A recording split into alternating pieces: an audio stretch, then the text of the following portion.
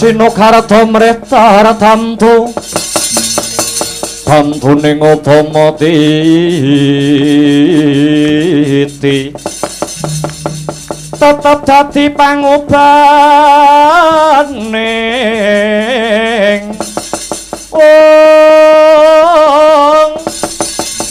madya tentreming ati tamtu kena tinulado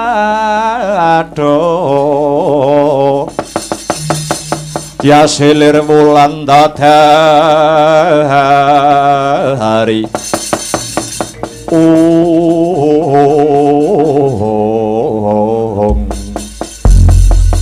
menawi mboten sisip ing pamawas punika Bapa Durna ingkang sarimbit kalian Paman Patih Harya Sengkuni ingkang kepareng rawuh wonten kasatriyan Madukara. Iya Janaka, iya. Pun Bapa prapta ing Madukara iki mung bakal nyocoke kabar kang sumebar pawarta kang warata.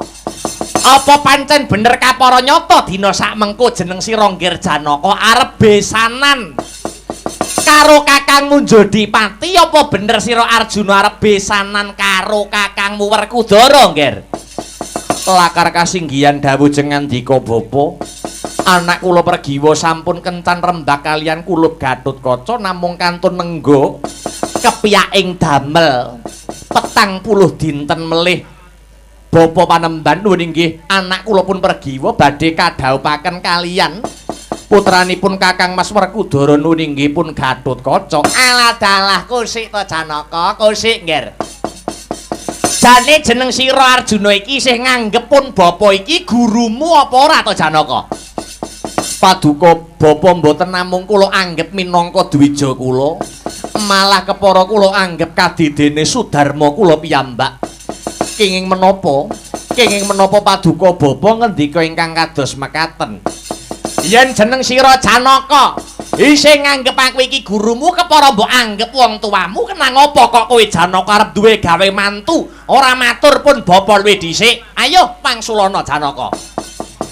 Yen aku isih mbok anggep gurumu, yen aku isih mbok anggep bapakmu, kenang apa arep duwe gawe mantu, arep duwe gawe geden-geden, ngundang dulur adoh, ngundang dulur cedhak, ngundang tangga teparo, lah kok babar pisan. Ora nyenggol pun bapa karepmu piye Janaka? Duh bapa, jalaran saking katahing jejibahan ingkang sinangkul pundak ngantos kula lepya asung pawarta lan matur dumateng jengandika Bapa Durna. Sok-sok aja dibaleni. Merga ngrabekke anak iki ora waton grusak-grusu Janaka. Ngrabekke anak iki ora mung kanggo sedina rong dina nanging sepisan dinggo selawase. Tur cara wong tuwa-tuwa biyen arep ngrabekke anak iki ana pitung-pitung sing gumathok. Nuwun inggih nyuwun pangapunten Bapa Panembahan Durna. Kusik. Pun Bapa arep takon luwih dhisik kelawan jeneng sira Arjuna babakan punapa? Anakmu si Pergiwa sing bakal kok rabekke karo si Gatotkaca wis mbok itung karo itungan Jawa sing diarani Pancasuda apa durung? Tak baleni. Anggonmu bakal duwe gawe ngrabekke anakmu si Pergiwa kelawan si Gatotkaca wis mbok itung nganggo itungan Pancasuda apa durung Janaka? Nuwun inggih dereng. Kepara kula nembe mireng menika mbok menawi ndhawuhaken putra kedah ngagem itungan ingkang sinebat Pancasuda kala wau. Wong Jawa kudu njawani. Wong Jawa aja lali jawani. Lajeng ingkang dipun wastani itungan Pancasuda menika jlentrehipun kados pundi Bapa? Arjuna wonten dawuh. Panca kuwi tegese 5, Suda wis ngarani. Lajeng kersanipun ngene. Pancasuda kuwi jlentrehe dina kelairane manten lanang karo dina kelairane manten wedok dijumplah. Yen wis dijumplah terus disuda 555 kari turah pira? Yen dina kelairane manten lanang karo manten wedok wis kelakon dijumplah njur disuda 55 kok entek. Kuwi tegese kobong utawa sampyuh. Durung nganti tutuk anggone bebrayan mantene mati kabeh. Kuwi yen disuda 55 ora nyisa. Lah yen disuda 55 kok turah siji, kuwi jenenge pegat pati, kuwi ya elek, kuwi ya ora becik. Sak rampunge dedaupan mantene bakal mati salah sawiji. Lah paling apik yen disuda 555 turahe loro kuwi tegese jodoh. Yen disuda 55 turahe 3 kuwi ya apik, kuwi ya becik, sak tiba malange bakal kepenak uripe. Arep dodol bakal makmur, arep nandur bakal subur, usaha ya bakal sempulur. Lah yen disuda 55 kok turah 4 kuwi jenenge pegat urip. Lupute si manten kena godha njur pegatan, ya pegat rezekine. Sak tiba nangine nyambut gawe ora ana asile kena diarani pedaringane bocor. Nuwun inggih Bapa Panembahan. Mudeng ngerti, paham Janaka? Nuwun inggih. Lah anakmu si Pregiwa arep kok jodoke kelawan si Gatotkaca wis kok etung nganggo Pancasuda? Dereng. Yo saiki diitung bareng-bareng. Si Pregiwa anakmu wadon kuwi dina kelairane apa? Anak kula Pregiwa lairipun nuwun inggih Budha Kresna. Budha Kresna kuwi tegese Rebo Wage. Rebo kuwi 7, Wage kuwi 4. 7 ditambah 4 11. Nuwun inggih. Saiki si Gatotkaca dina kelairane apa Janaka? Gatotkaca menika dinten kelairanipun Tumpak Seta. Tumpak Seta ki tegese Setu Legi, lakar kaluhuran. Setu ki 9, Legi ki 5. 9 tambah 5 14. 14 ditambah 11 selawe. Selawe disuda 5 wekasane entek. Kobong sampyuh bakale omah-omahe anakmu si Pregiwa lan si Gatotkaca Janaka.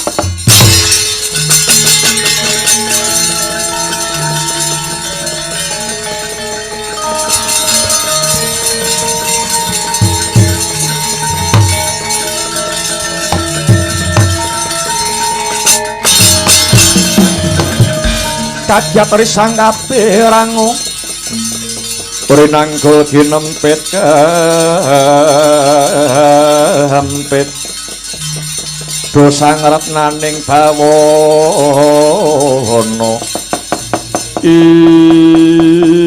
Waduh Bapa sanget boten nginten menawi badhe kados mekaten kahananipun putra kula kekalih. Mula yen ana apa-apa wong tuwa kudu disenggol, wong tuwa ki dijawil. Pun bapa ora pamrih apa-apa. Nanging yen ana apa-apane kaya ngene iki sapa sing arep tanggung jawab? Nuwun inggih. Sareng kula raos-raos ageng katresnan kula dumateng anak kula pun Pregiwa. Kula mboten saged mbayangaken menawi bibar Apalakrama anak kula pun Pregiwa dalah Gatotkaca gilang-gilang kuwandhanipun. Bapa margi pundi ingkang kedah kula tempuh? Mula apa wae kudu dipikir luwih dhisik. Mumpung sego durung dadi bubur. Menawi mekaten kula saged nemtokaken. Nemtoke piye Arjuna? Dedhaupanipun anak kula Pregiwa dalah si Gatotkaca badhe kula wurungaken Bapa.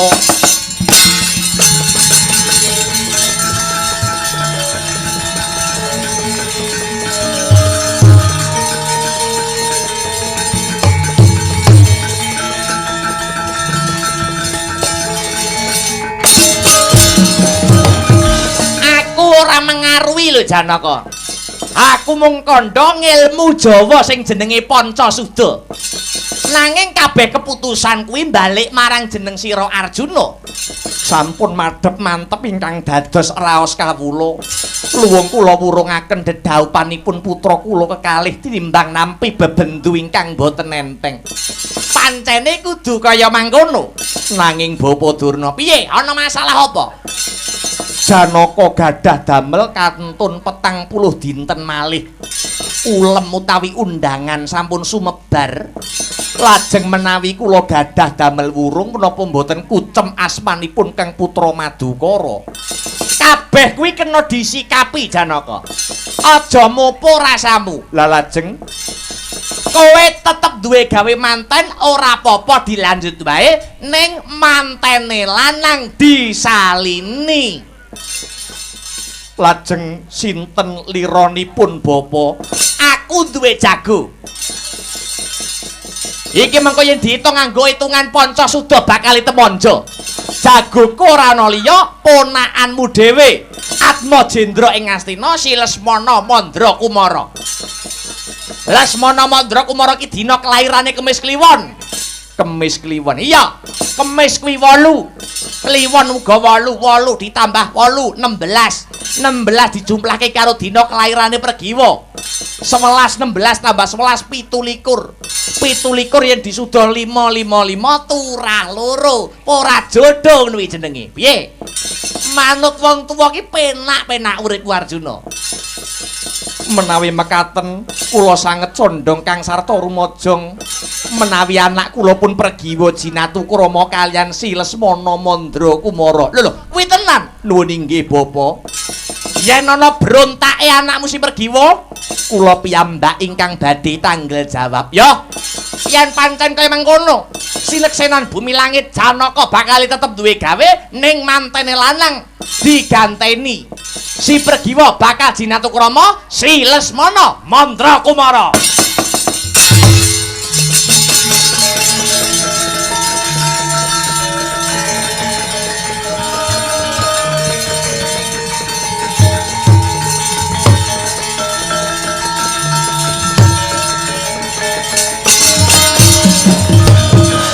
Pandhita Agarya wangsit pindha kumbang ajab ing tawang susuh angin ngendi nggone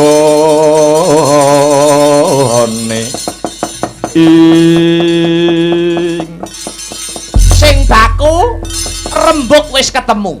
Pun Bapa bakal bali ana Praja Ngastina luwih dhisik. Paring pekabaran marang Ananggir Duryudana babagan tata-tata rabine Lesmana Mandra Kumara lan putrimu Genduk Pregiwa. Nuwun inggih Bapa ngestokaken dawuh. Dik Patih. Piye Kakang Pak Ninggunda Sukalima? Wedange ndang dintekke, Dik. Ayo enggal bali ana negara Ngastina. Iya Kakang Resi. Aku njaluk pamit ya Janaka.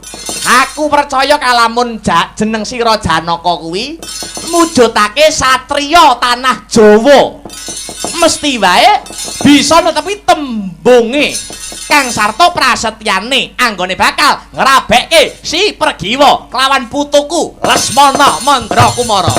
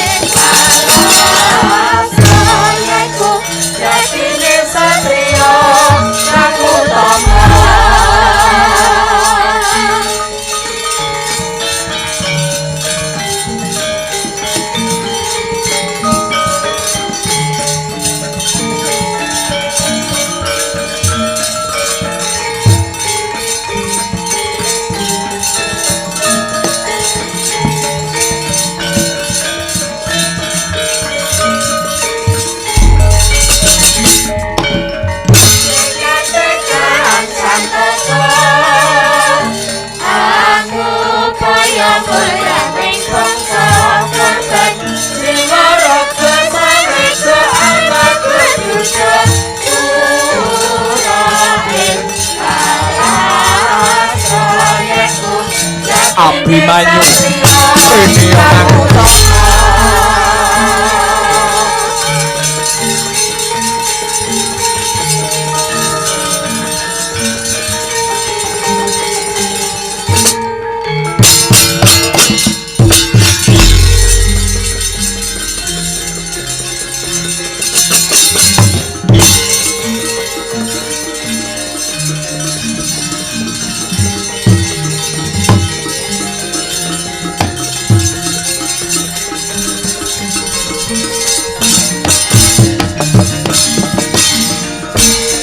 anut lakuning Kurawa ngune padine Sang Abimanyu. Padine Sang Abimanyu kena ing citra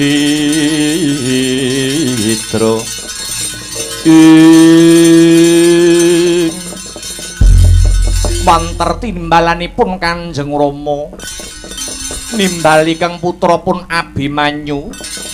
Abimanyu arsa ngangklungaken jangga nilingaken karna nenggara mentas sabda tama saking Kanjeng Rama Arjuna. Abimanyu kula wonten dawuh. Dina iki aku bakal takon marang jeneng sira Abimanyu. Jeneng sira Abimanyu kuwi anakku, Abimanyu kuwi putraku, banjur kewajibane anak marang Sudarma kuwi apa Abimanyu mara coba wangsulana. Kanjeng Rama, kewajibanipun anak dhateng tiyang sepah nuwun inggih punika miturut menapa ingkang dados sedaya dawuh pangandikanipun tiyang sepah. Yen aku kandha ngalor, Abimanyu badhe ngaler. Yen aku kandha ngidul, Abimanyu nuwun inggih badhe ngidul Kanjeng Rama. Yen ngono ana kewajiban kang kudu sira sangkul. Dina iki uga Abimanyu lumarapo marang kasatriyan Jodipati. Matura kelawan uwakmu Werkudara, uwakmu Kakang Werkudara kalamunta dedhaupane Kakangmu Gatotkaca kelawan Si Pergiwa bakal kabatalake Abimanyu, bakal kamurungake. Duh. Kanjeng Rama nyuwun sewu. Menapa ingkang dados daruna kok ngantos dedhaupanipun Kakang kula Gatotkaca wurung kalian Kakang Mbok Pergiwa? Wis ora susah dadak takon. Mesti wae Sudarma utawa wong tuwa kaya aku duwe gegayuhan kang becik, duweni gegayuhan kang apik tumrap anakku Si Pergiwa. Jeneng sira Abimanyu enggal budal ora sah kakehan pitakonan.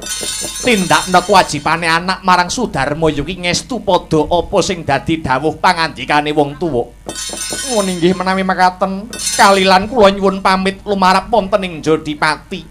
Iya, Abimanyu, mbarengi Sintrang Samirana aja nganti nguci wani apa sing dadi sesanggemanmu kudu mbok tindake kanthi bener becik.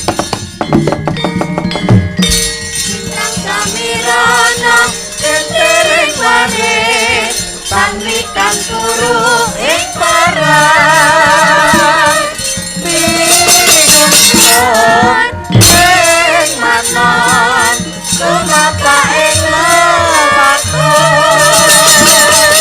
Sintrang Samirana kendereng wani pamitan turu ing parang pinun ing manon tumapa ing lewaton.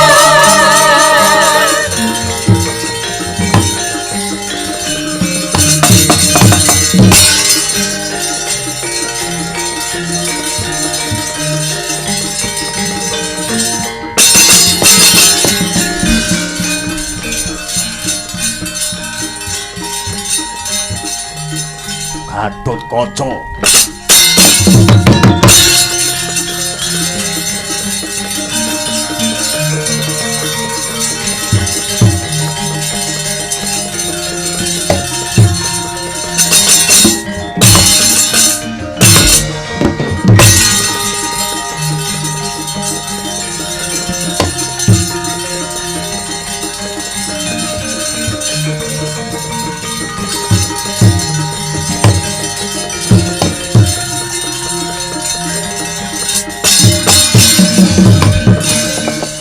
Rikata sang Gatotkaca tinon mabak Arkasuta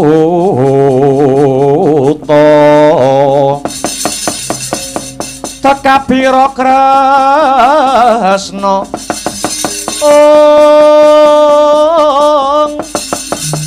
Partamanahar muji sakti nira Partamanahar muji sakti nira ing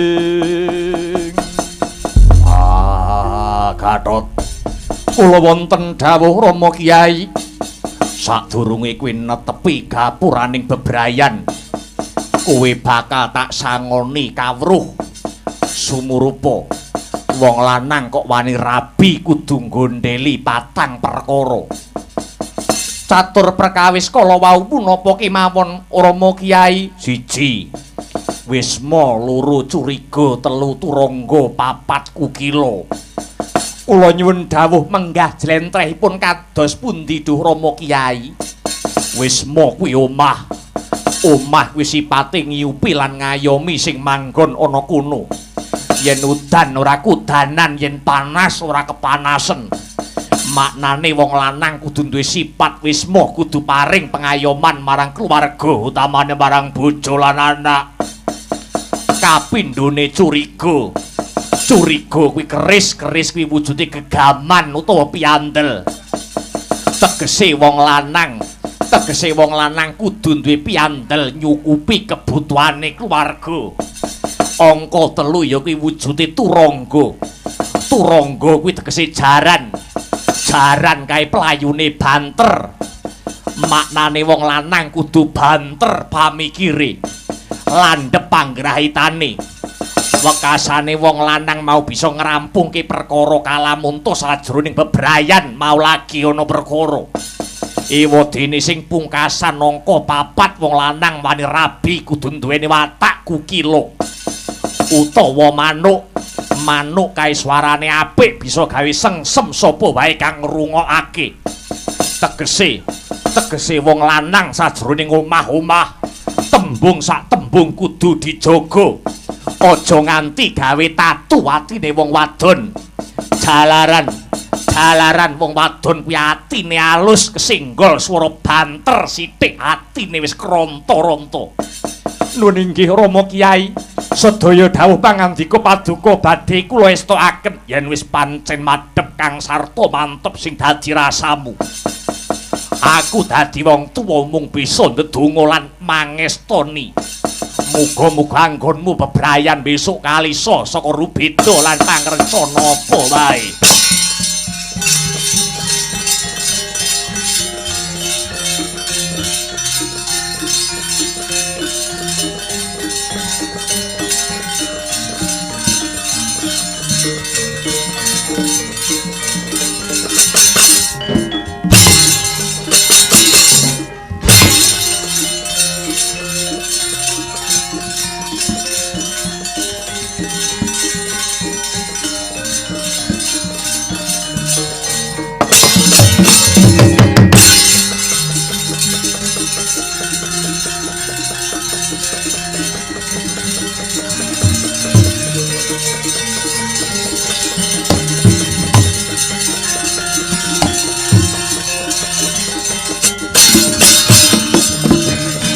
Mongko kantining tumuwuk salami mung awas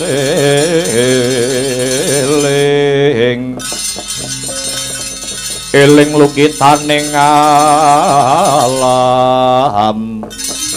ing bocah plongkowati api nanyu sing teko. Nuwun inggih wa ana parigawe apa?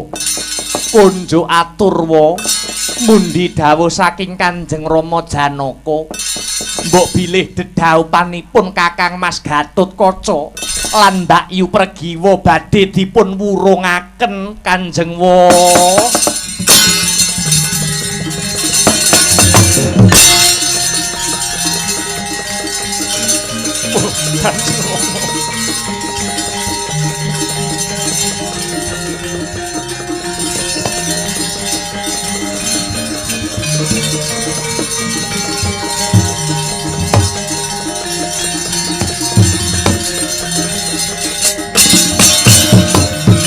Waduh, Kanjeng Rama, lakon punapa ingkang kula sandhang kok ngantos kula gagar wigar anggen kula badhe palakrama kaliyan Yayi Pregiwa.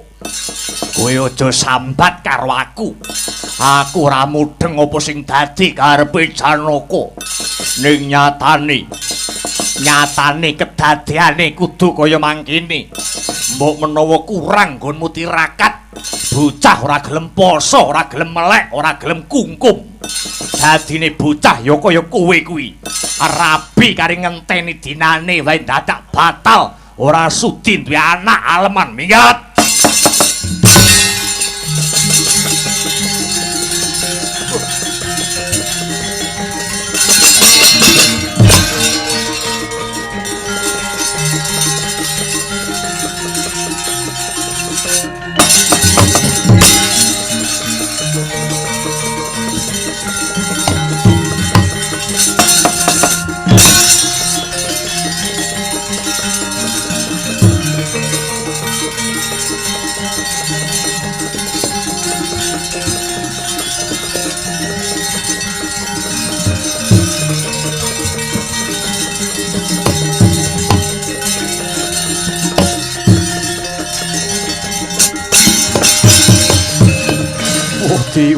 Dewa lakon sing ndak lakoni abote kaya mikul bumi layak to layak durung suwe kae Gatotkaca nate ngimpi kasatriyan Madukara kena dayane ngombak utawa banjir tinemune jebul paman Janaka batal ning nggonku bakal dedhaopan lawan Yayi Pregiwa.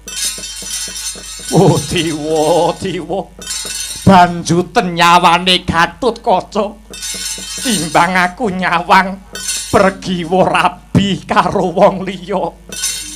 Wong lanang ecek-ecek iki piye? Oh Prabu.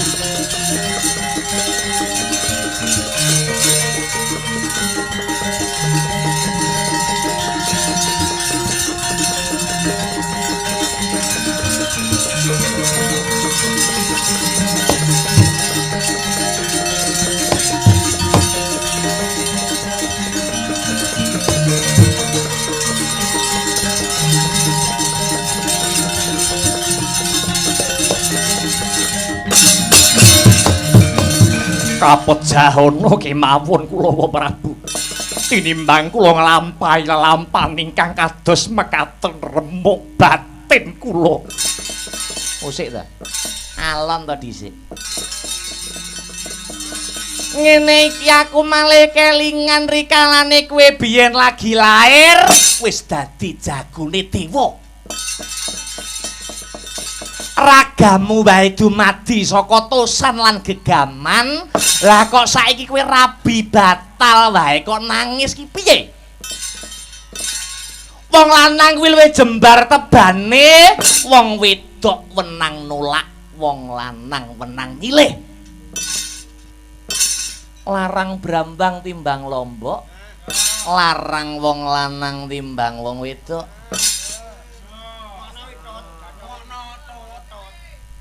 Iki gondelana. Karo dene jagat iki ora mung sagodhong kelor.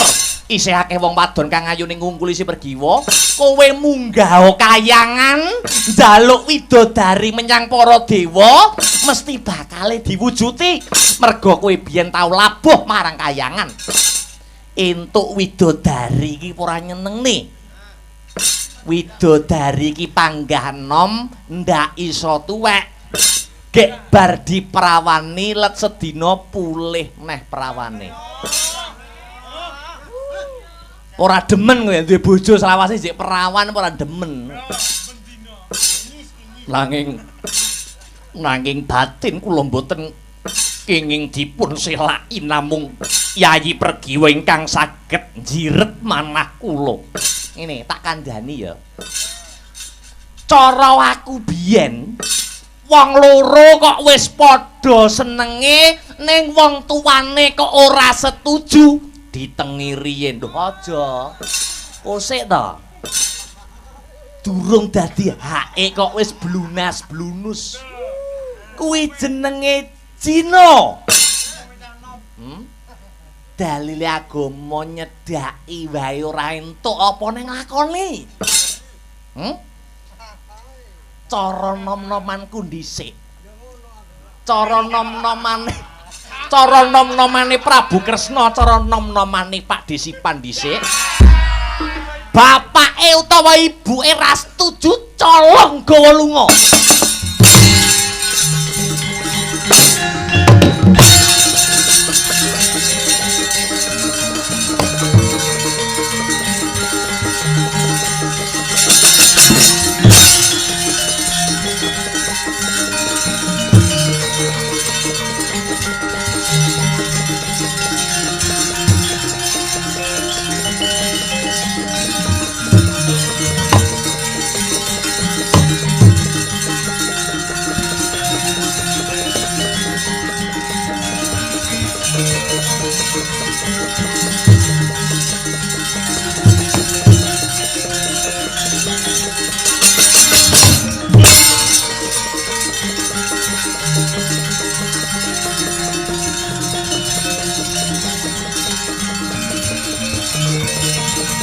Ndara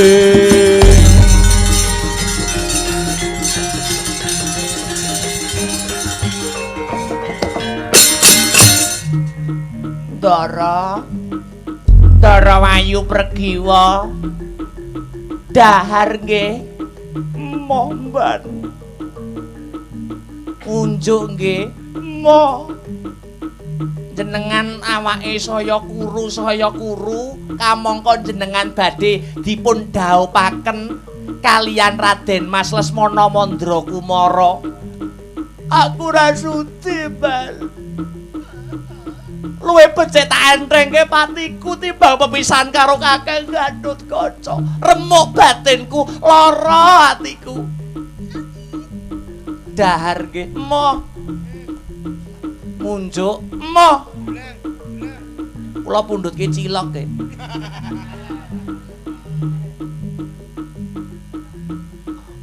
Kakang Pangeran Gatotkaca apa kira-kira wis lali karo aku Tomban.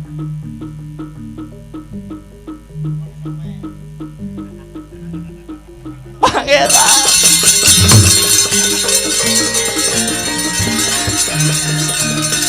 ya ampun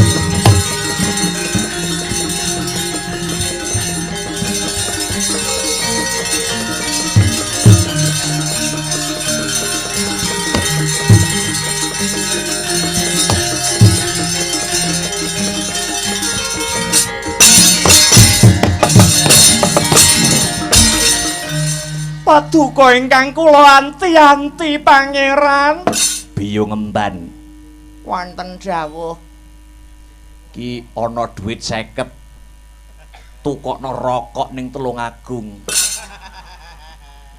Aduh men tukokne rokok Tulungagung. Cap reca pentung. Sendika Raden aku marani Yayi Pregiwa ana kene aku mung arep ngucapake selamat menempuh hidup baru. Mo wong tak enenge patiku nek lakone kudu kaya mengkene. Ayo kawin lari. Karo mlumah angel kadang kala karo mlayu. Lho bojoku wong ayu lah kae lho bocahe Pangeran.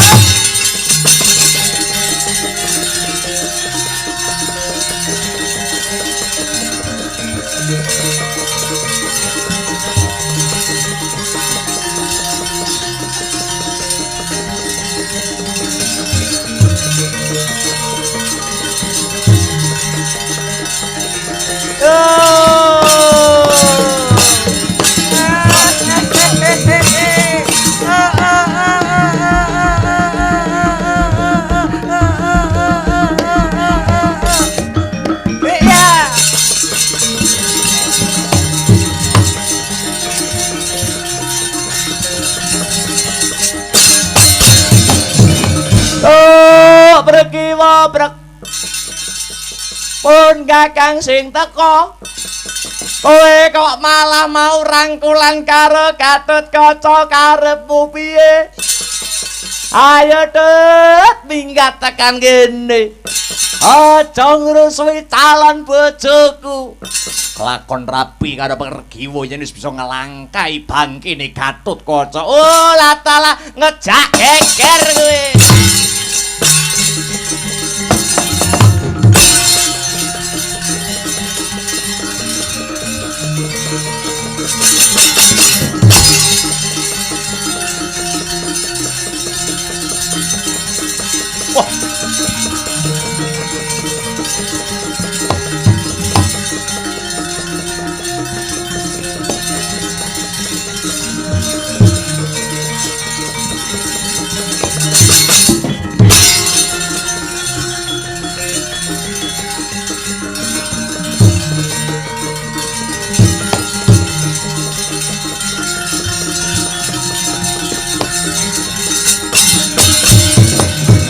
Rindu mawur mangawur wurahan tengarane ngajurit gong maguru gongso tata kaya butula war pandriting turangga istimewa dwaja kang kekitir ora kata ingkang dwaja lelayu sebit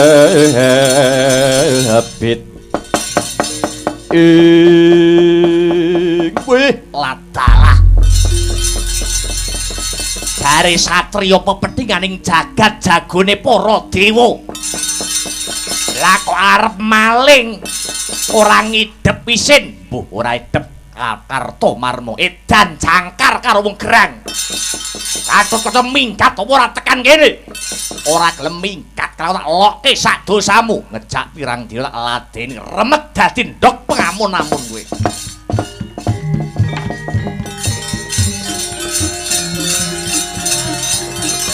pa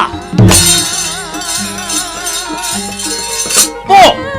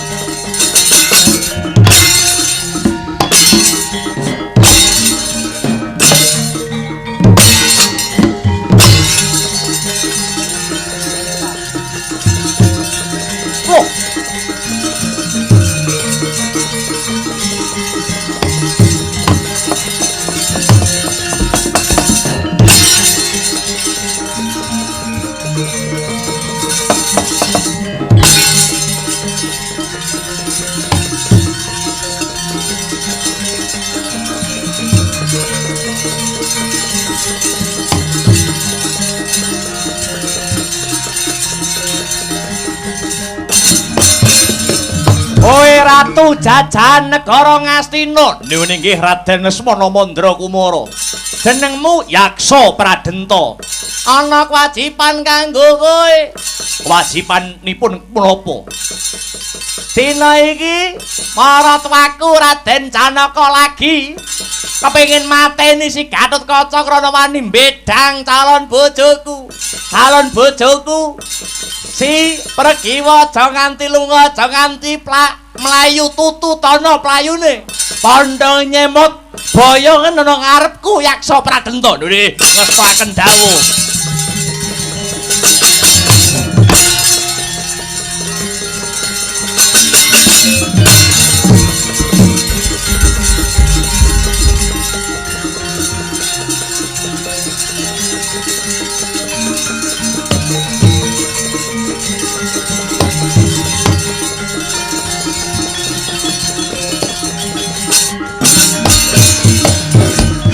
Arjuna iki nuwun inggih. Ana apa? Wonten daya angin ingkang guncang raga kula. Kula nyuwun pengayoman. Lho, si Adi bubar ngopo? Badhe ngukum Gatotkaca. Perkarane kula wurungaken dedhaupanipun kaliyan anak kula pun Pregiwa. Piyambakipun boten trimah. Njur anakmu arep kok jodokke kaliyan Lesmana Mandra Kumara. Lah iki kowe iki aja ngawur Janaka. Kowe kuwi satriya lho, Di. Rembug wis gumathok dina wis dadi. Lah kok si Gatotkaca Pregiwa arep kok batalke dosa, Di. Jal saiki aku arep takon si Adi iso batalke dedhaupane si Gatotkaca lan Pregiwa. Jalarane apa? Ngemban dawuh Guru Durna. Awit Gatotkaca upami Apalakrama kaliyan anak kula pun Pregiwa. Menika tembinipun badhe nemahi bebendu kanthi dasar itungan Pancasuda. Ngene lho. Kowe kuwi kok percaya karo Pendhita Durna, karo Patih Sengkuni, wong jaban rangkah, wong-wong Kurawa sing arep ngrusak, wong-wong Pandhawa kanthi pengajap ringkihe Pandhawa. Iki maneka warna carane. Kelebu nganggo cara mbatalke dedhaupan iki. Aku gumun karo kowe Janaka. Jare Kresna karo Janaka ki ibarat suruh lumah lan kurepe, yen dinulu beda wujute, yen ginigit tunggal rasane. Lah kok kowe malah percaya karo wong jaban rangkah kanthi dasar itungan-itungan sing ora cetha wujud lan nyatane. Inggih kula nyuwun pangapunten. Kula nyuwun dipun maluyakaken. Jeneng sira bakal tak tambani nanging tak jaluk yen pancen Wisnu kuwi binelah panitise marang Kresna lan Janaka. Rampungna perkara iki. Rampungna perkara iki kanthi kawicaksananmu.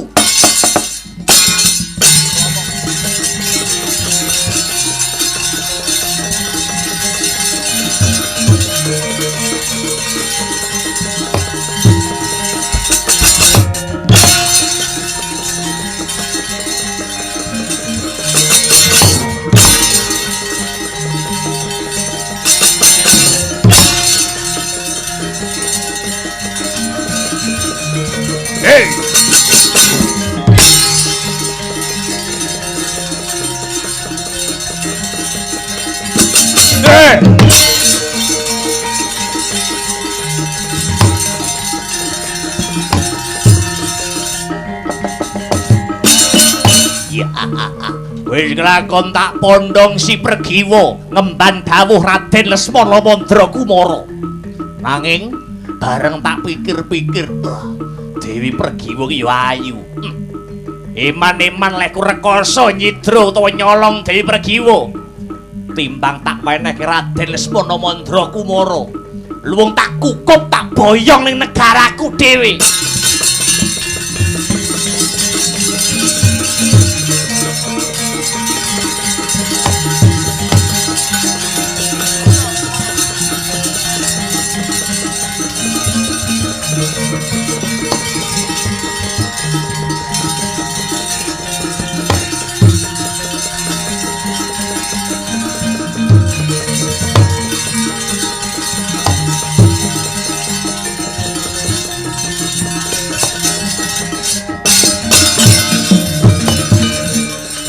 Lesmana Mandra Kumara lan Gatotkaca cukup anggon rebutan perkara Pregiwa. Nganti kuwi lepya dina sakmengko Pregiwa mapan ana ngendi. Paman, kula tingali saking katebian Yayi Pregiwa dipun pondhong kalian wujudipun Ratu Buta. Ya jagat ya dewa ya Bathara. Sapa wae bisa ngayunke anakku Pregiwa yen wis bisa nggawa baline Pregiwa ana Madukara.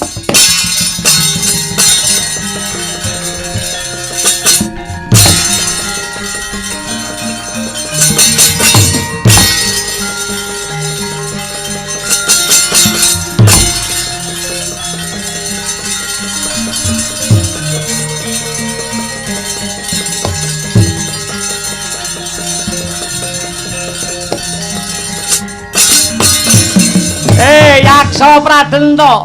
Piye Raden Lesmana Mandra Kumara edan ora basa karo aku.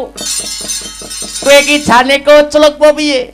Kowe tak bayar tak kongkon nyolong ya kuwi nyidra calon bojoku Pregiwa. Ayo balekno. Pregiwa kuwi ayu timbang kok rabi lu tak pek bojo dhewe. Wo buta ora aturan ora manut karo perintahku lakon mati karo Lesmana. Atalah kowe sing mati.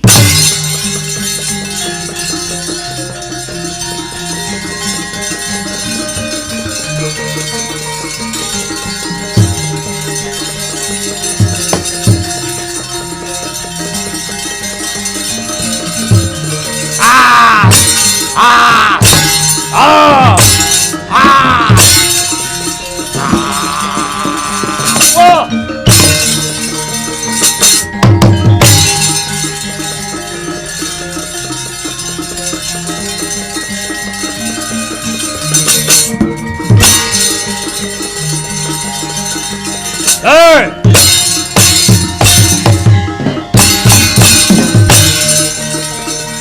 Hey! Hey! Hey! Hey! Questo!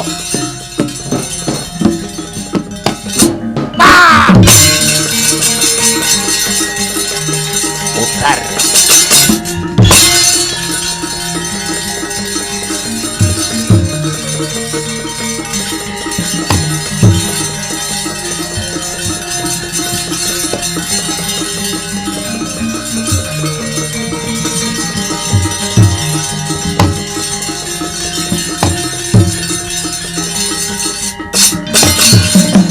Mawon kang katrajanging dahana wadya sanggep keprabon perangkang obro markota ladalah Raden Lesmana Mandra Kumara gagar wigar tanpa karya dedaupan karo si Pregiwa sida dirabi karo si Gatotkaca ya apik kelakuanmu Gatotkaca ya titenono kowe tak incim le ora iso nyilakane Gatotkaca dina iki yen ana wektu kang mirung jan tak ancam incim patimu Gatotkaca.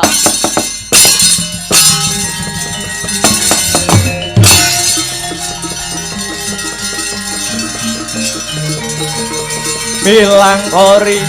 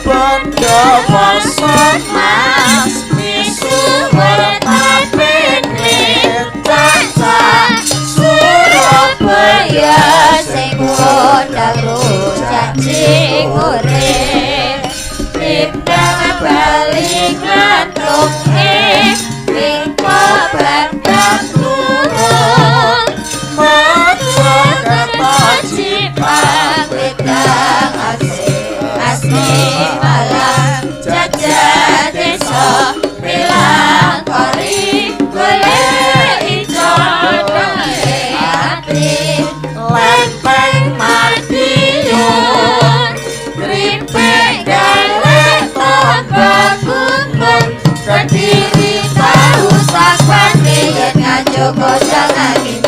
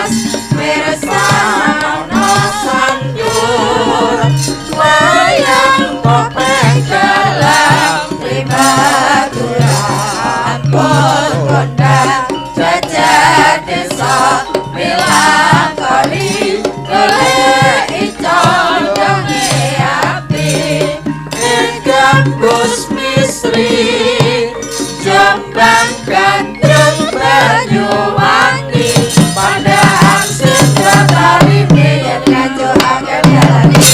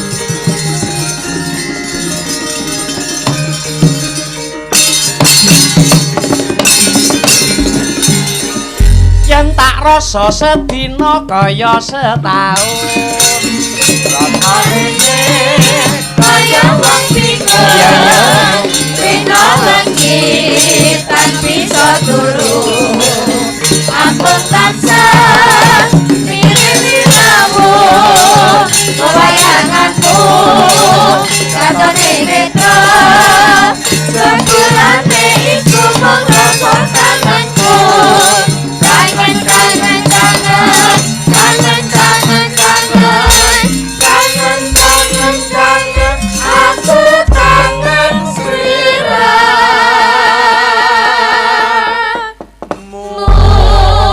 Alhamdulillah wa syukurilah wala haula wala quwata illa billah amma ba'du. Wis set rong lakon kecekel. Karo kaca lair ki mung wis kelakon rabi. Nyukari dadi ratu. Ngono ah. Merga dalam pagelaran wayang kulit kuwi Mas Garing Dik Bagong. Piye Dik Petruk? Piye Mas? 3L dalam pagelaran wayang kulit kuwi kudu tercakup. Oh ngono nggih. 3L kuwi mau apa wae Dik Petruk? Siji ya kuwi lakon, loro lagon, telu lucon. Lakon kuwi wong-wong sing main dit nyang ceritane nyang sanggit wayange. Oh ngono. Nggih. Sabanjure ya kuwi lagon, ngaturke tetembangan, yen ana pamundhut ya diaturake. Lah sing pungkasan ya kuwi lucon.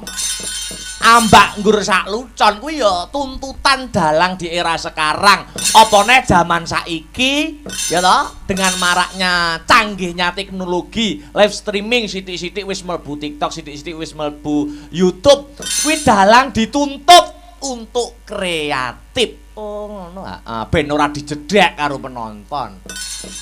Baik dalam hal segi apapun, banyolan, sanggit, alur cerita. Oh ngono, ya cara ramuan kudu sing komplit. Lakone ya kecegal, hiburane ya dituruti. Oh ngono ya, Dik Petruk nggih. Aja lali iki awake dhewe masih bertemu di Pathet Sanga season 2 gara-gara ngaturke panuwun dumateng keluarga besar ingkang lenggah mapan wonten ing desa kelurahan Mas Petruk. Iya. Khususon muni nggih punika pepunden kula ingkang winengku kinurmatan Bapak Kepala Desa, Bapak Lurah, nuwun inggih Bapak Suhadi, tuwin ingkang bantu bot repot pagelaran dalu menika nuwun inggih Pak Carik, Pak Ripai, oh ngono nggih. Mau dipapanke transit ngene daleme Pak Subur yen ora kleru nggih.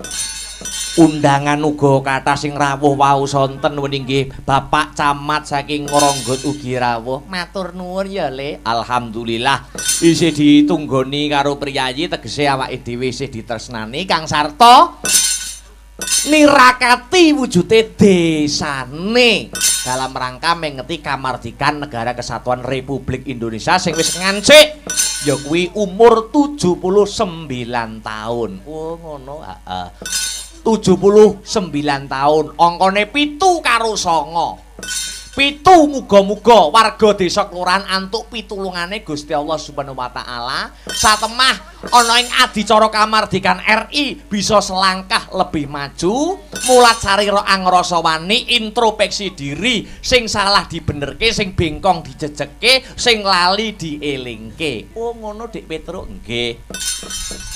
Iki uga mau ngadani adicara sosialisasi tentang bahayanya narkoba. Ya, iki mau angka 7. Terus 9 ki wilangan angka.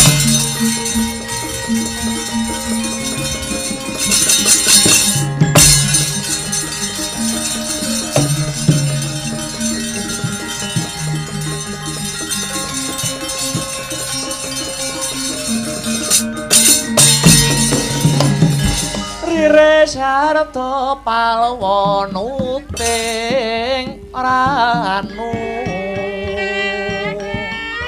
Gresik karsani radene kayun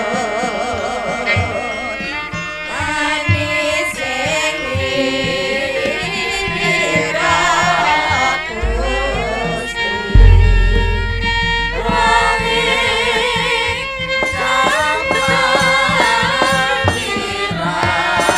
Gusti jagat Dewa Bathara ya jagat Pangestunggara rumaos kagiat jroning batos dene kasatriyan glagah tinunu sakmangke kerawuhan marangka ngastina Paman Patih Harya Sengkuni ingkang menika paman saksampunipun lenggah satata Kang putra Brajadenta namung ngangklungaken jangga nilingaken karna nenggara mentah sabda pangandika paduka Paman Patih Harya Sengkuni.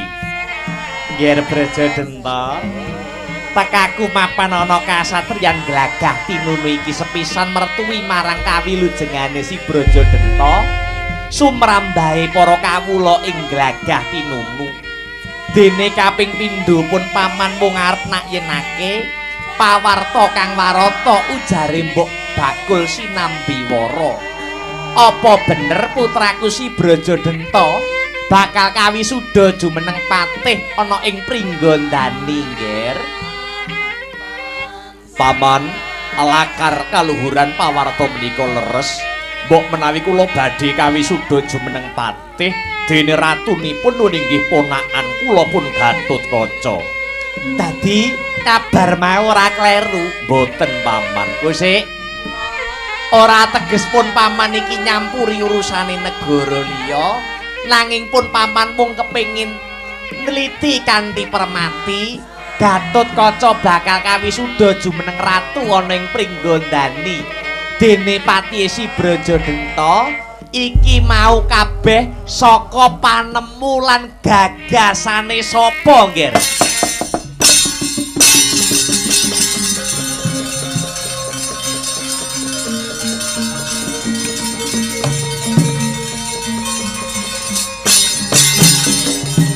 Nur inggih.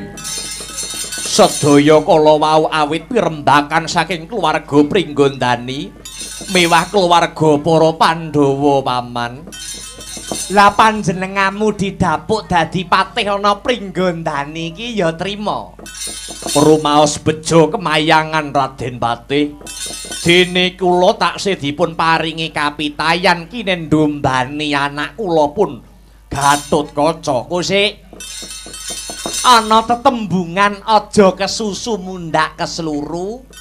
Ora ateges pun paman ki gawe urup-urup babar pisan ora. Ning paman mung arep matur witing klapa saklugune. Dene kowe sarujuk ya syukur, dene ora ya ora dadi ngopo. Kados pundi paman? Ngene tak jarwani. Sak temene senadyan to Pandhawa kae kondang satriya sing sekti mandraguna. Nanging Pandhawa kuwi wong sing julik lho, Ngger. Mula kanggone Brajadenta mesti ora krasa yen diapusi karo para Pandhawa. Merga Brajadenta kuwi wong jujur, kowe kuwi wong lugu. Paman Sengguni, paduka paman saged ngendika kados mekaten ngagem dasar menapa? Kowe lah kok ndadak takon to? Negara Pringgondani kuwi tinggalane Swargi Keng Rama Prabu Tremboko. Prabu Tremboko seda sing mateni Prabu Pandu. Pandu kuwi sapa? Pandu kuwi bapakne Pandhawa. Banjur Prabu Tremboko kagungan putra cacahe 7, ya kuwi Arimba, Arimbi, Brajadenta, Brajamusti, Brajalamatan, Brajawikalpa lan Kalabendana. Saiki aku ganti takon. Kakang Arimba kae mati sing mateni sapa? Kakang Mas Werkudara. Banjur Mbak Yu Warimbi dirabi karo Werkudara sing mateni kakangmu anak-anak siji ya kuwi si Gatotkaca kuwi. Inggih, Nger. Yen manut pakem lho iki. Manut pakem Pustaka Raja Purwa. Kudune sing menang gumanti ratu kuwi putra sing mijil lanang. Dadi saksedane Keng Rama Prabu Tremboko disambung Keng Raka Arimba kuwi wis pas, kuwi wis bener. Sabanjure saksedane Kakang Warimba sing jumeneng ratu ki kowe. Lah kok malah si Gatotkaca to? Gatotkaca kuwi sapa? Gatotkaca kuwi mung kapernah putu, tur maneh Gatotkaca kuwi turun saka taler wadon. Ora turun saka lanang. Lah kok lancang arep dadi ratu. Ya bener Arimbi kae Mbak Yumu ning ora anak wadon dadi ora wenang gumanti ratu. Janjane sing wenang kuwi kowe Brajadenta. Yen kowe ora gelem lagi adimu Brajamusti ya kena, Brajalamatan ya bisa. Lah kok malah si Gatotkaca to? Kuwi cetha yen ginawe gawe lan nyebrang saka pakem. Mula mumpung durung kebacut, ayo saiki dipikir bareng-bareng. Kabeh mono sejatine wis dadi sanggit rungsiting para Pandhawa supaya Pringgondani kuwi dadi negara jajahane para Pandhawa. Mosok kowe ora krasa? Kowe kuwi telek dibungkusi mripatmu melek ning kowe kuwi diapusi. Kowe diyem-yem dadi patih supaya ora ngundat-undat kelungguhan Ratu Pringgondani. Nggur derajat patih ki badhokan apa? Ing atase sing menang dadi ratu ki kowe, ning kowe malah trima dadi kesete bocah wingi sore. Paman piye cah bagus? Sejatosipun kula menika inggih sampun mendhem rasa serik dumateng para Pandhawa. Utamanipun Kakang Mas Werkudara. Nanging upami kula badhe mbalela ibaratipun kula gajah sampun boten gadah telali, ibarat manuk sampun boten gadah swiwi. Aja nglukro cah bagus. Sejatine sing gedhing keburu sengit karo Pandhawa iki ora ngursi Brajadenta. Sing pengen mateni si Werkudara ora ngemungke kowe. klebu anak Prabu Duryudana ing Ngastina sak Kurawane kabeh kuwi ya ngalap patine Pandhawa kok ngger. Mula bocah bagus, yen sliramu kepengin njaluk baline negara Pringgondani, para Kurawa sing saguh mbantu anak Mas Brajadenta. Menapa saestu paman? Lho piye to ngger? Menawi mekaten kagigah raosing batin kula. Mbok menawi gesang kula menika namung dipun paeka kalian para Pandhawa paman.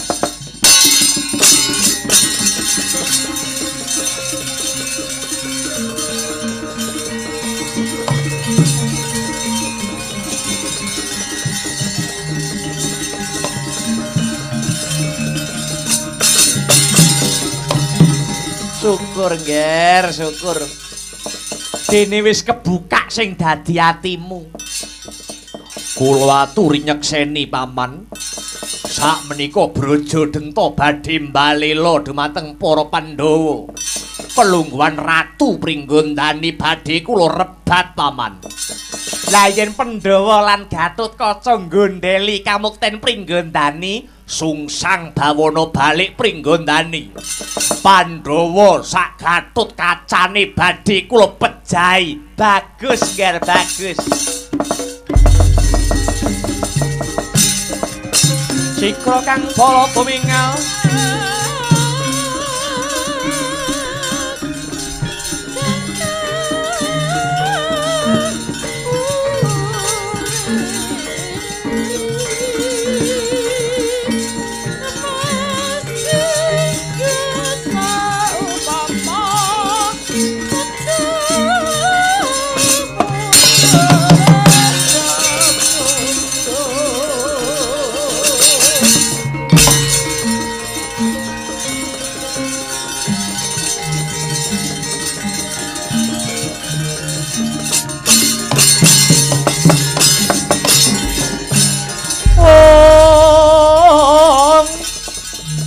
Sorote pandam sumulung amadang itra pasareyan ngenani watana katon remu-remu kalingan ngangkrangan sang dyah manahkung sumungkem guling sang kakung rerepa alon wuwu sira babuk nyanyi maneman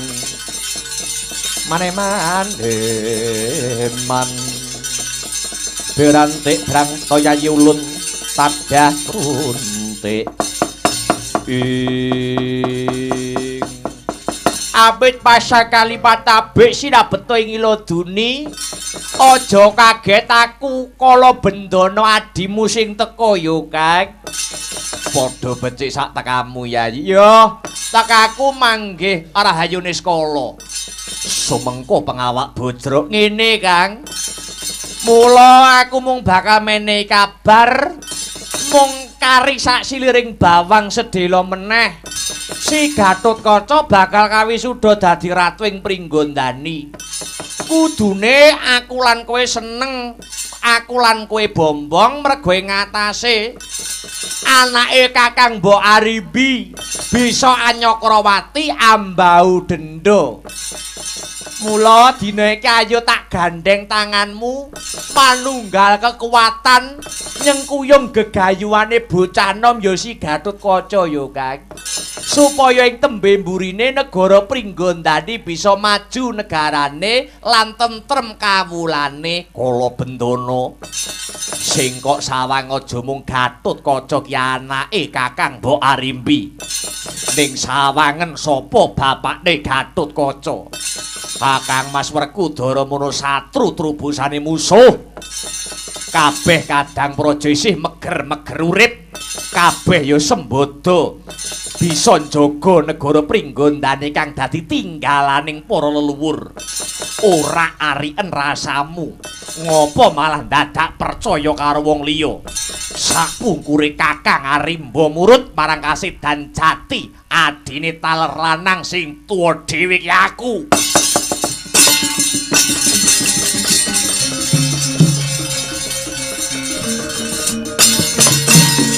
Caritaning satriya linuwe kang margi mring kautaman tan pegat mring pangestine. Kowe lah kok malih ngono pamikirmu, Kang?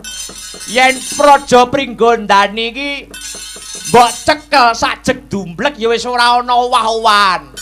Arep kowe kuwi satriya ning awake dhewe iki buta, pakeme buta kuwi buteng betah nganiaya. Mula, Kang, iki wis dudu jamane Kadang Braja. Bocah nom-noman saiki wis do pinter lan wasis. Wayahe bocah nom-noman diwenehi kelodhangan gawe mimpin pemerintahan iki. Aku lan kowe iki cukup ngombyongi saka ngguri. Ora lidok ujare wong daplok. Panemulan gagasamu wis melu para Pandhawa. Kowe wong keblinger. Yen kowe pancen melu wong Pandhawa lan Gatotkaca dilatana tungkake Gatotkaca Braja Dentara Sudi. Negara Pringgondani bakal tak rebut. Sapa wae sing dadi pepalang musuhe Braja Denta. Oh alah.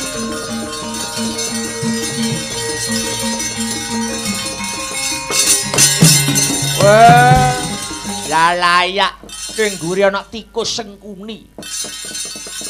Yen pancen kaya mangkono, kala Bendana mung kepengin nyawang babaring lelakon, Kang. Wong nandur bakal ngunduh undhun dhewe tanduranmu, aku njaluk pamit.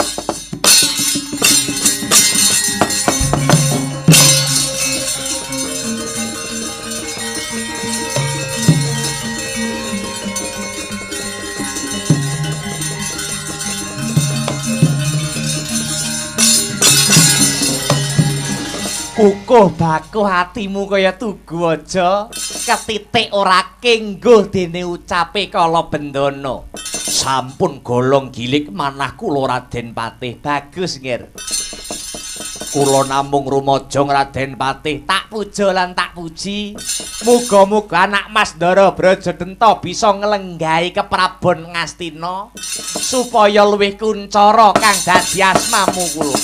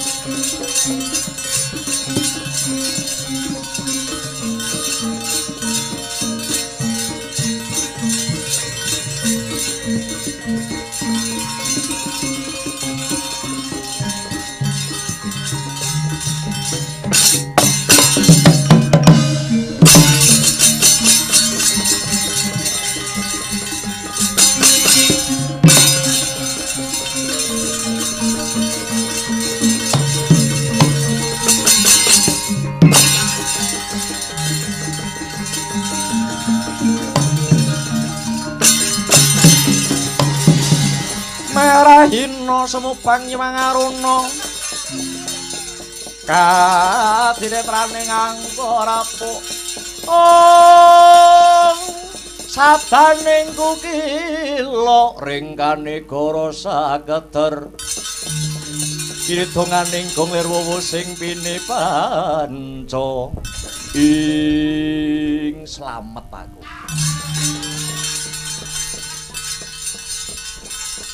Kadaya hawa sing adem nganti nggarai kekes sing dadi balungku Gatotkaca kula wonten dawuh Eyang Prabu Matswapati.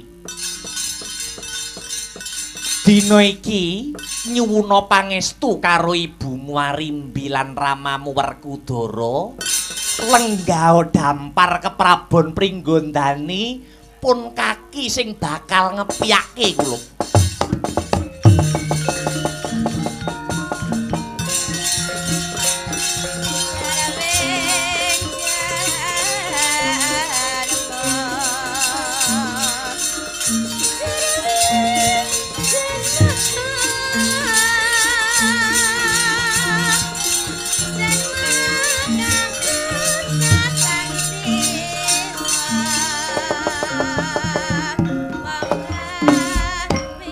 Sakwuse Gatotkaca lenggah ana dampar keprabon Pringgondani, dina iki pun kaki kang bakal netepake lan ngepyakake.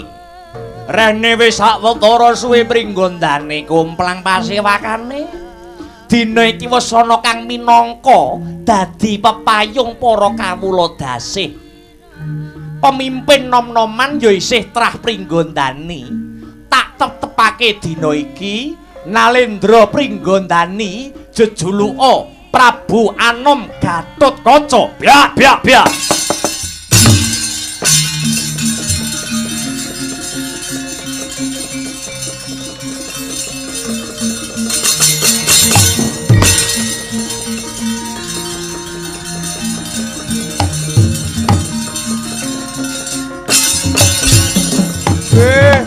Katuri ketiwasan Kakang Mbok.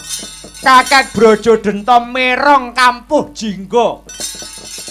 Mbalela ora trima menawa mung dadi patih kepara gelem bali ana Pringgondani.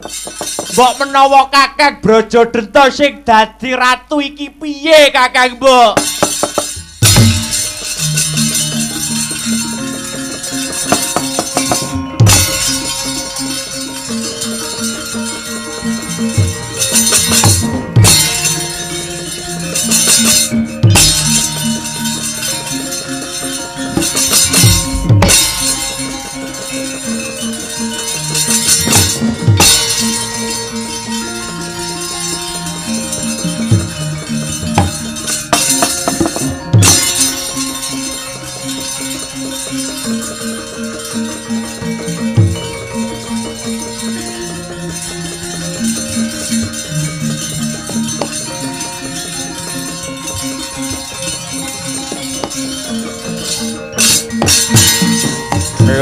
Ora rupa saking kutha kala yen atanamu pusa sawang sri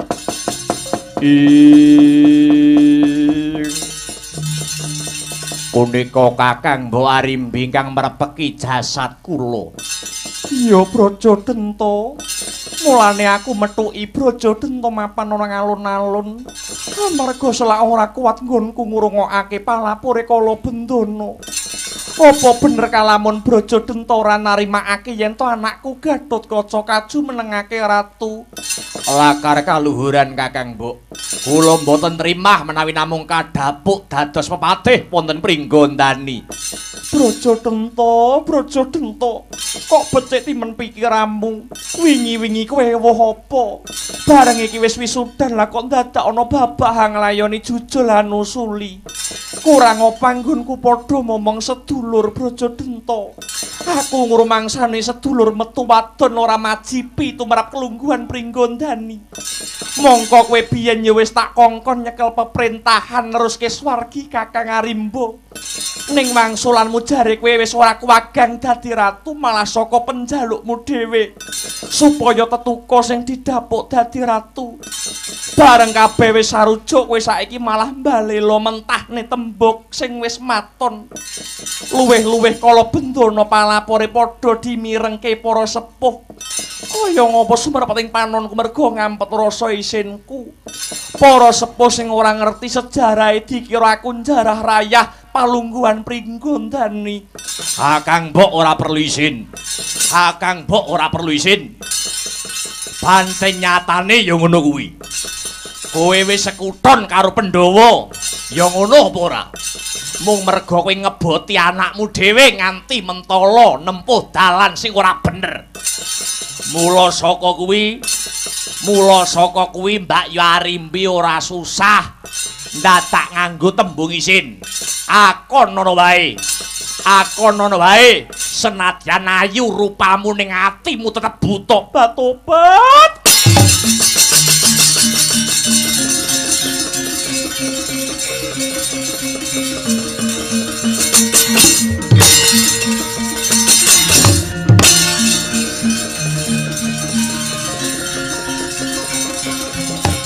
Ah.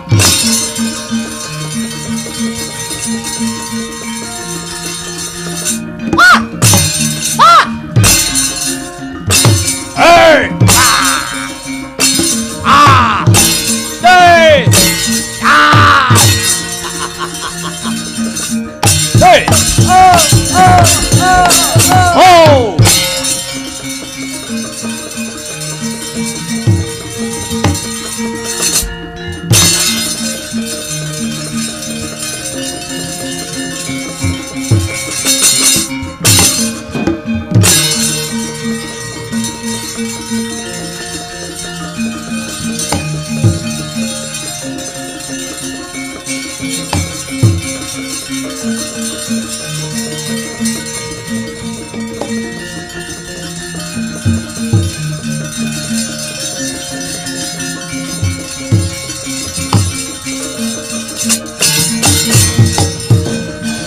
Jebul dadi ratu iki penak ya. Mung kari lungguh karo perintah, saiki kowe tak takoni.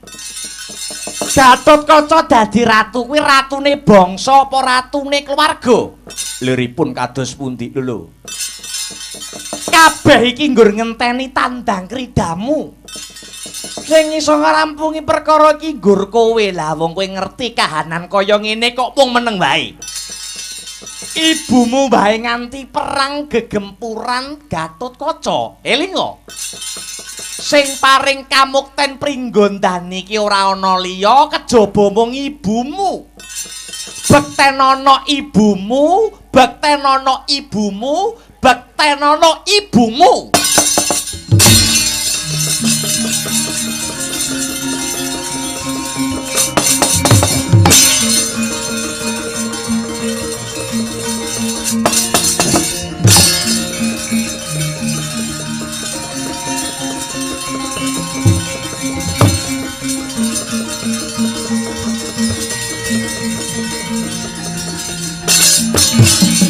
Ranane wong ya lubung betah klopo kurang kuling ing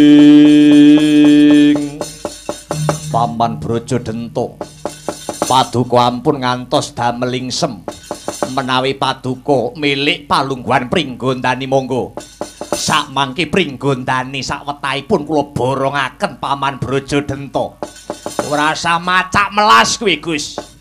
Kabeh iki iso dumadi mergo akal julike wong-wong Pandhawa klebu bapakmu. Mergo Pandhawa ki nglungguhi negara Ngamarta, Pandhawa ngrumangsani Ngamarta iki negara cilik, bisane gedhe kudu diblengket karo Pringgondani. Jare Pandhawa ki wong-wong utama, ning jebule Pandhawa kuwi wong serakah dakah-dakah. Milik karo kamuktening liyan, kowe bocah wingi sore durung iso apa-apa dikarbit dadekke ratu.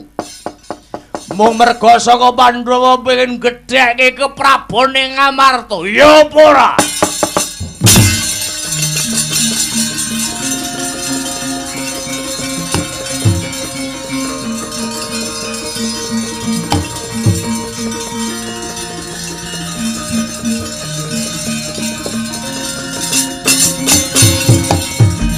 Penak timenleh mengucap ora watak pepunden Pandhawa edan marang kelungguhan. Kanjeng Rama Werkudara golek kamukten Dewi direwangi babat alas.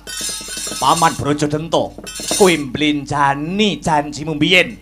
Kowe ora pantes tak pepundi, pantes tak punjung nganggo kepelan tangan. Gaglak limpamu.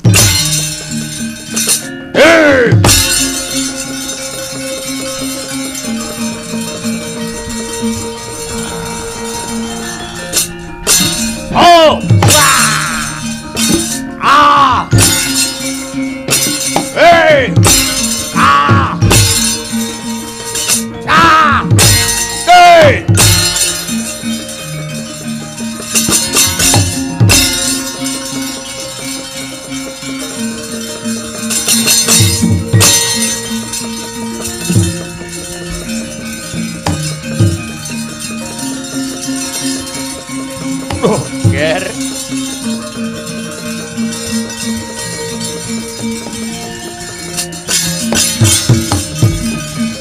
Pripun Ger, padha Paman Brajamusti.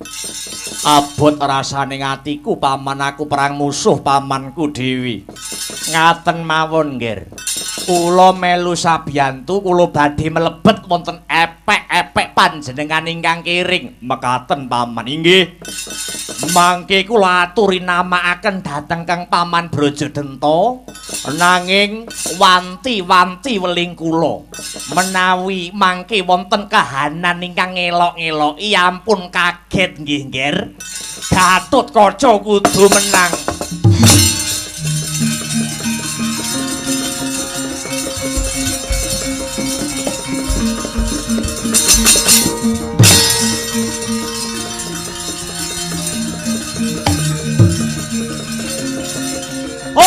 Ah!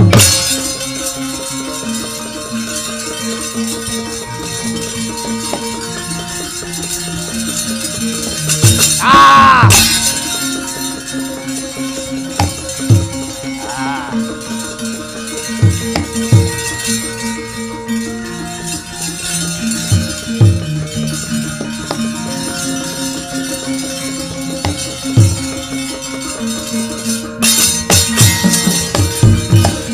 Ger Brajadenta.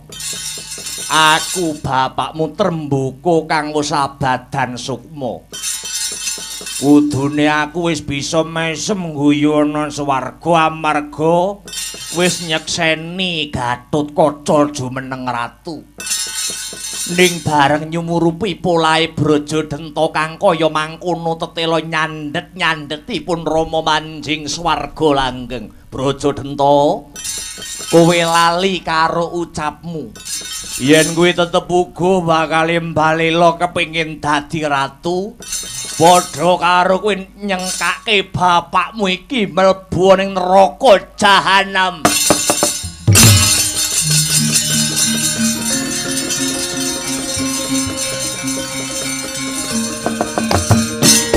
Den piting wani risang Gatotkaca kalian Raden Brajadenta. Nanging dupi midhanget swantenira Prabu Tremboko ingkang kasabadan sukma kadya linalosan otot bebayune Raden Brajadenta. Rumangsa getun awit pangecuk-ecukira Patih Sengkuni dupi lina risang Brajadenta tanggap sang Gatotkaca. Radyan Gatotkaca ngetok karosan kang pungkasan den tempiling kang paman ngagem astanira ingkang giring. Gugur sang Brajadenta manjing ing astanira sang Gatotkaca ingkang tengen.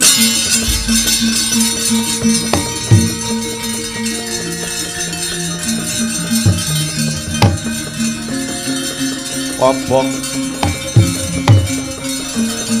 Ayo.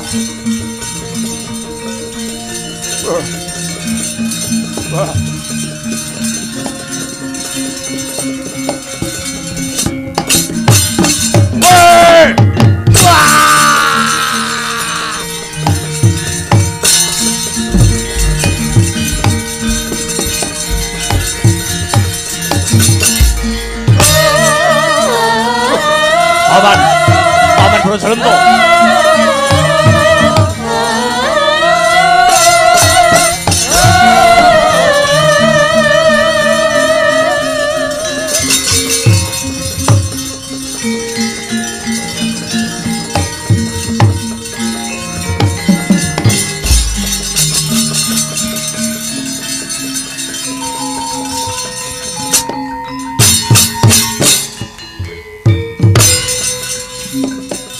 Gatotkaca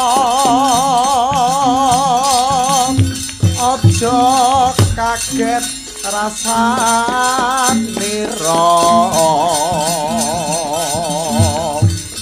paman sang Braja musti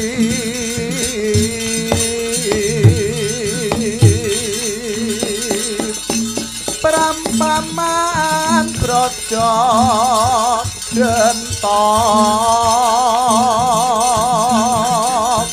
wis tumeka palastra bakal manjing dadi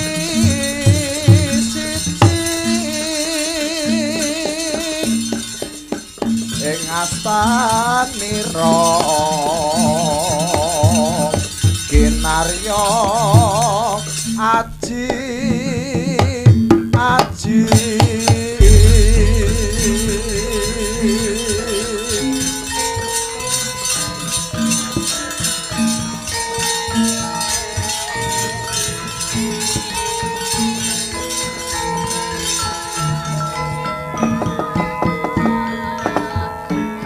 Waduh paman, ora nyono ora nglegewa.